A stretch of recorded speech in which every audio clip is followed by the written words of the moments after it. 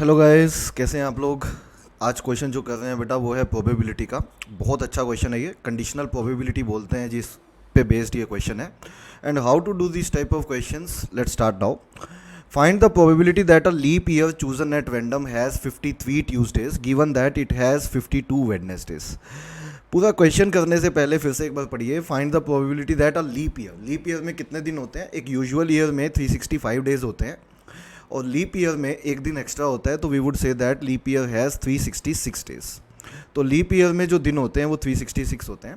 Chosen at random, ठीक है, has 53 Tuesdays. अपने को बतानी है कि क्या प्रोबेबिलिटी है कि 53 ट्यूसडेज आए given that it has 52 Wednesday's.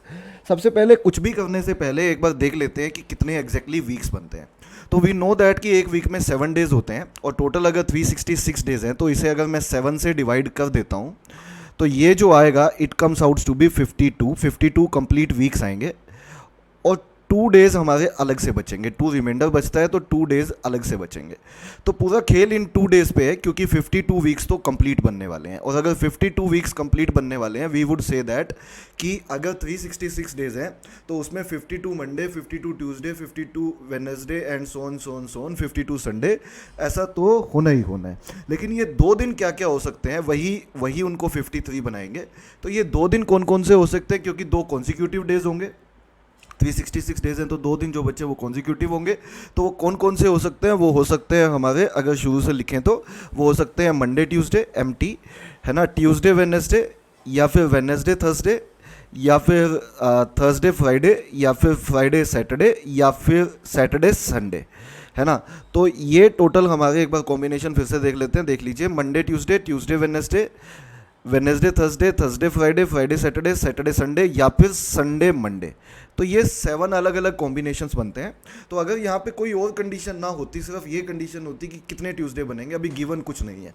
अभी अगर हम इसको बोलें कि ये कंडीशनल प्रोबेबिलिटी का क्वेश्चन नहीं है, बस हमें ये बताना है कि what is the probability that it has 53 Tuesdays. पहले इस क्वेश्चन का आंसर करिए तो आप पाएंगे, देखिए यहाँ पे 53 ट्यूसडे बनने के लिए टोटल हमारे पास 7 कॉम्बिनेशन है और ट्यूसडे देख लो किस किस में आया है, तभी वो 53 बन पाएंगे। अगर कोई और कंडीशन ना होती तो हमारे फेवरेबल होते, एक तो ये वाला केस क्योंकि मंडे ट्यूसडे में ट्यूसडे 53 बन जाते हैं, और एक ट्यूसडे वेडनेसडे वाला केस क्योंकि इसके हिसाब से भी 53 ट्यूसडेज बन जाते हैं।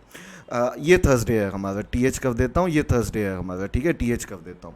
तो अब अगर मैं यहाँ पे आपसे पूछूं कि अगर कोई और कंडीशन होती, what is the probability that a leap year chosen at random has 53 Tuesdays, उस केस में आप आंसर बोलते कितना, 2/7। क्यों, क्योंकि 2 फेवरेबल केस हैं और टोटल केस जो है हमारे वो 7 है।